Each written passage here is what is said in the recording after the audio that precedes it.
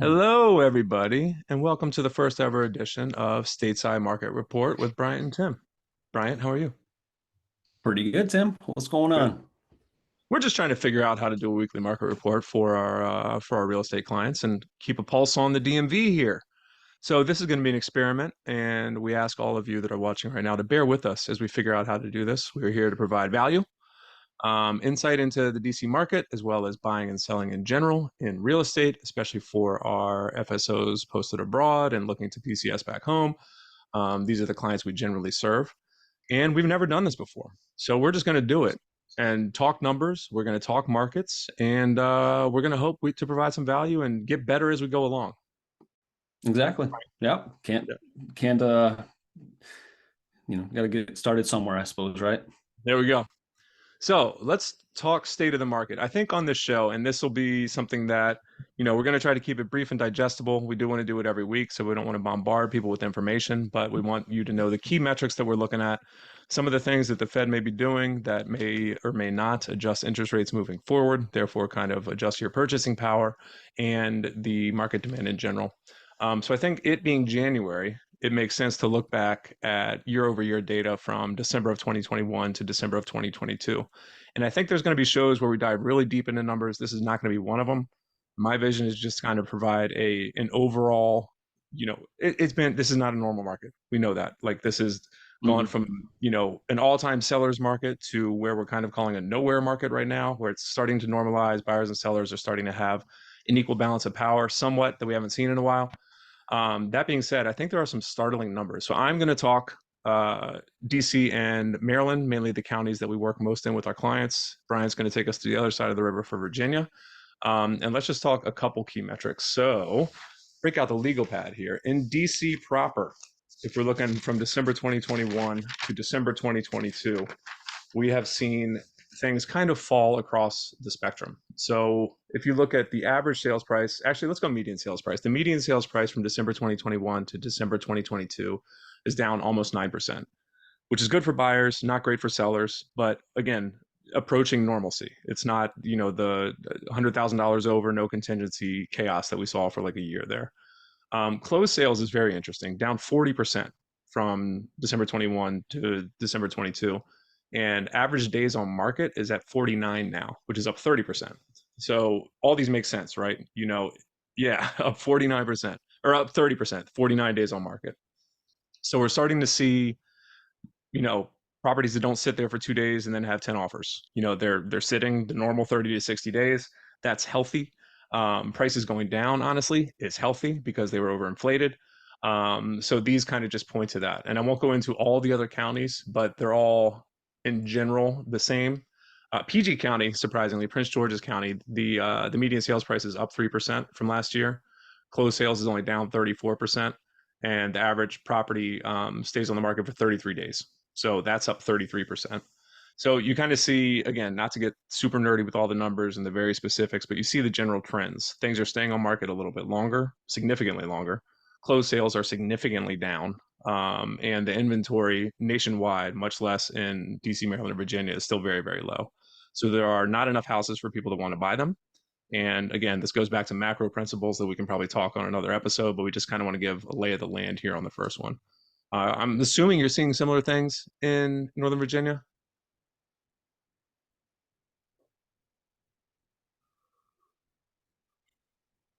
Sorry. Okay, I muted myself. That's how good I am at this. All right. We've seen some similarities over here in Virginia. Compared to 2021, 2021, it's been about a 56% decrease in new closed sales over in Northern Virginia. New purchase contracts are down about 13%, and showings are about 25%, down 25%. Compared to a week ago, though, everything's gone up. The market's coming alive. I shouldn't say a lot, alive and booming, but people are getting off the fence and coming into the market over here. Let's talk And I about think, that, Bryant, because you guys are seeing that in Northern Virginia. I have not seen that yet in Maryland and DC, where everything is still kind of finding a sense of balance. But in Northern Virginia over the weekend, it's like, that the holiday dreariness is over, the New Year malaise is kind of gone, and people are like, okay, we're back. We see mortgage rates down near six, some in the fives. Mortgage applications are up, and you're seeing 12 offers on properties again out of the blue. yeah, we put in two offers this last weekend, lost both of them, unfortunately, but we didn't expect there to be so many offers. And in I wouldn't this either. one house in particular in Annandale, nothing special. Uh, they had an open house. They had it on the market on Saturday morning and an open house on Sunday. And by Monday at 10 a.m., they had 8 offers. Four people waived home or didn't waive the home inspection. They did a pre-inspection, which anybody listening, doing a home inspection before they even put in an offer, that money's gone, right? So 3 out of those 4 people were willing to sacrifice the $500 to $1,000 to go do a home inspection Yeah, and still lose out on the contract. That's insane. That's like 2022, early 2022 it stuff is. going on I again. remember it So well. And yeah, I I haven't seen think that in a long the time, homes so that that is are great. right. No, right, absolutely.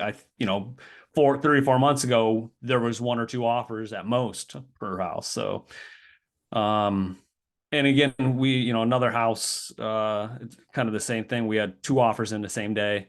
And it's starting to wake up, like I said. Yeah. People are coming into the market, but there's not enough inventory. I think you touched on that a little bit too. There's no houses out there. It's very slim pickings, and the houses that are priced right are going quickly, and the houses that are overpriced are sitting on the market for a while until the owners get smart and lower the price, and then they're getting sold. So Yeah. No, that's dead on. And it's, the good ones that are priced correctly are snatched up and they have multiple offers. The market is finally starting to dictate the price rather than the seller just saying, I know this was sold for 1.1, but I'm gonna sell for 1.3 and getting it. That doesn't happen anymore, which is good for everyone, to be honest with you. Sorry, sellers. But the yeah, ones that are a and I bit overpriced and trying to get that July of 2021, 2022 price, it's not going to happen. mhm, And it'll sit and the market will dictate the price as it continues to drop. Um, exactly. but I think, something we should focus on here. And again, we don't want to get too long for our first one because we have a ton of things to do. This is a trial process. We're going to find our timing and our rhythm. But I think something to pay attention to is that we are still at a housing deficit, period. So people, for my investors out there, like people still need a place to live. Investors still want to buy houses. People still want to buy primary residences, and there's not enough of them. So, the days on market went up 33%. It's still only on market 33 days. That's still Like excruciatingly fast. historically, yeah, that's It's extremely fast, historically speaking. Just historically speaking. And speaking of historically speaking, the average interest rate is supposed to be between 6 and 8%. And mhm. I people that haven't been in real estate long or just don't know the history have been so spoiled, me included. I'm not, I bought plenty of properties at 3%, and I wish it was back, but 6 to 8% is the norm. So like when mortgage rates have dropped from their highs in October of last year, and we're down at like 6.15, I've seen some from our lenders at the high fives. Um, that's normal. So like I think people are starting to feel that that's normal, and like if you're used to 7 plus and you see six, that makes people move. If you're used to 6 plus and you start to see fives, that's going to make people move more. So I think we're heading in the right direction, Right. but that doesn't solve the housing problem. We still need a lot more houses, but that's beyond the scope of this discussion here. We can't talk Exactly. And building I and stuff. think right now there's a little perfect storm brewing, I think, is why the market is picking up the way it has over the last week. Interest rates have come down a little bit because of the Fed's CPI release. Like you had said, Tim. Uh, People, sellers are finally getting realistic with their home prices and Mm-hmm. pricing it where they need to have it instead of where they want to have it, from like 6 months ago. Yep. And everybody that's been sitting on the sidelines for the last 6 months, watching the interest rates go up and wanting to buy a house, they're all coming back into the market. And couple that with the low inventory, that's what I'm seeing, and that's kind of why I think the market has picked up a lot just recently, and I'm Yeah. sure that'll continue. Yeah, no, I think you're right, and I think, I mean, there's a couple key milestones with the Fed coming up. The PCE, which is the personal consumption expenditure, which is kind of a Mhm. less exciting version of the CPI, is coming out on either the last of this month or the first of next month. So the Fed, experts are saying they might raise it another 25 basis points, maybe 50, maybe zero. Like, we're at this point, they have done what they intended to do, by slowing Mhm. down, the overheated housing market. So it'll be interesting to see what they do on their first kind of meeting of the year, and I think that'll dictate where we're going to head for the next month or two. We can get into it on another episode, like how that's tied to the 10-year T-bond and stuff like that, all that nerdy stuff. But more or All the less, nerdy stuff. all the nerdy stuff. When the Fed tends to raise the interest rate, mortgage rates tend to go up. It's not a 1-to-1 ratio, but they tend to go up. Sometimes actually it has the opposite effect, and it dips for a Right. minute. So like, but it's all correlated. Yeah. Mhm. So I think overall we're seeing a perfect storm, Bryant, and the market's picking up. Yeah. Let's see what Yeah, happens and next week. yeah, I know. I'm a little nervous in a way because I don't want to be competing with 9 different offers and talking about waiving contingencies and all that stuff. Sellers are, I guess I should have brought that up too. Sellers are also willing to give up things, Yep. contingencies, or, like allowing home inspections, negotiating, doing seller credits. We recently had somebody pay full price for the house, but we had the seller buy down their interest rate Yep. almost a whole percent, actually a whole percent, which when you calculate that over the year or over 30-year loan, that's about $70,000 in savings. So, I mean, there are Significant. strategies that sellers are willing to come to the table with, and that just wasn't like that earlier in the year. You give up everything, your firstborn baby, and you Still put don't hope and get it. pray that you're going to get the house, and you still Yeah. don't get it. Yeah, exactly. Yeah. So, No, I too hope we don't get back to that, because again, like, this is 2022 was not a healthy home market. It was through the mhm. roof, like, but that is not, I mean, macroeconomically speaking, that is signs of an unhealthy market. I mean, Austin's already come down like 30% from peak highs of 2022, Austin, Texas. So like, Yep, it's we're just coming back to normal. DC is probably the most, if not, it's one of the most stable markets in the country, and I very. think it always will be, because the federal government is here. So I Yep, don't anticipate anything like, oh, DC blew up and now it's down 20%. I don't see that happening at all. I say it's seeing perfectly even, maybe coming a little bit very back down to stable. normal. Right. Um, I did but yeah, I see. think I did. beginning of the year. Yeah, I did see some numbers that you see in the news, you see all the doom and gloom in the news. They're saying some areas in the country are going to drop 20% in 2023, their home prices. All the economics that I follow, all the experts that I'm following, PhDs in economics follow this stuff. They're actually predicting the housing market to go up about 1% in our area Mhm. in 2023 Yes. instead of fall like in some other areas. So that's something to keep in mind, right? When we're talking to people about buying houses, they're worried that you're going to get in a house and it's going to be a 2008 thing all over again. Just Yeah. there's no there's no comparison to what happened in 2008. And again, that could be a whole different episode too that we can get I was into. gonna say, It's just the numbers just aren't the same. It's not the same type of market. it's not the Period. same problem. We It's not the same problem. So yeah, There's I not the same totally agree. problem. Yeah. I was going to say the same thing. That's a whole nother episode, because that is a deep dive discussion. But yeah, this is not the same thing, and I think you made a great point, Bryant. Experts are experts, but experts have opinions. Some are factual. Like, if you look at the data in conjunction with what the experts are saying, and then draw your own conclusions, that's where you're safe. But experts are right that some of these COVID boom towns like Boise, Idaho, and Phoenix, Arizona, they are going to drop 20% this year. Some of them already Nashville. have. Yeah. Some of these Nashville, ones. yeah. Right. And it's not that they won't bounce back, but they were just so overheated that it's only natural for them to come down. That's not here. So like, Mm-mm. when people make market assumptions for the entire United States, it's simply inaccurate. Obviously, you can Mm-hmm. consolidate all that and get to 15% overall, but that's 30% in Boise and 1% plus in DC. So it's like, Exactly. when you're looking local, when you're looking to move back, when you're looking to buy here, you have to look here and talk to folks that are here. So Yeah. I think that's a really And important that's what point. we study, right? We're always studying the local market. I don't go looking at the national market. Interest rates, obviously that's a national issue, right? But in terms of housing prices, how, what the inflation data is doing to the housing prices and interest rates locally, we're not going to see that around here. Maybe, it's just the numbers don't make sense.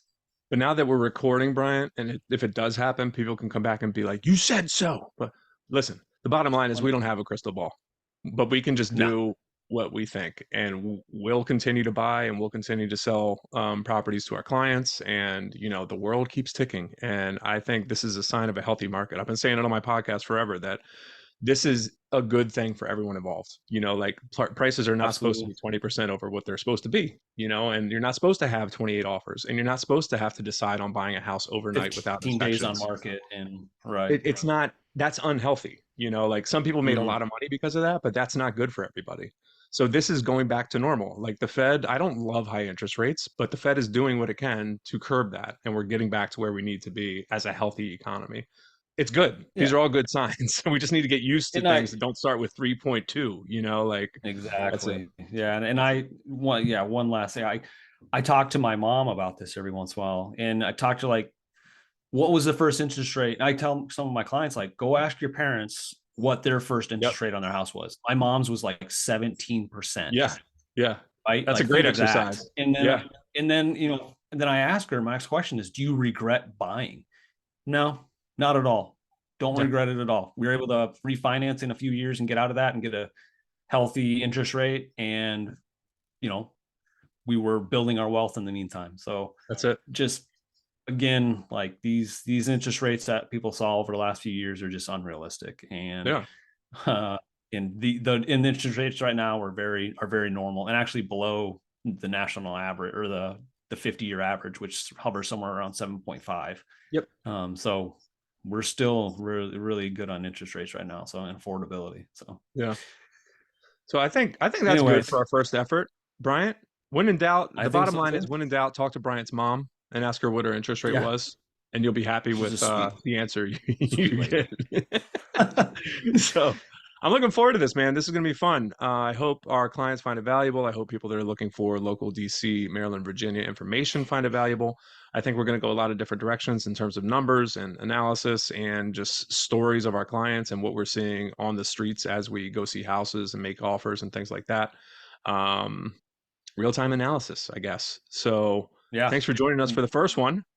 Give us a thumbs up on whatever weird platform we put this on. And then, That's what we're supposed to say. follow us, Right. subscribe, things like that, review, TikTok us. TikTok us on the Twittergram. And then, we'll Yeah. see you next week on whatever platform this thing lands on. Until then, we look All forward to right. seeing you on the next Stateside Market Report with Bryant and Tim. See you next week.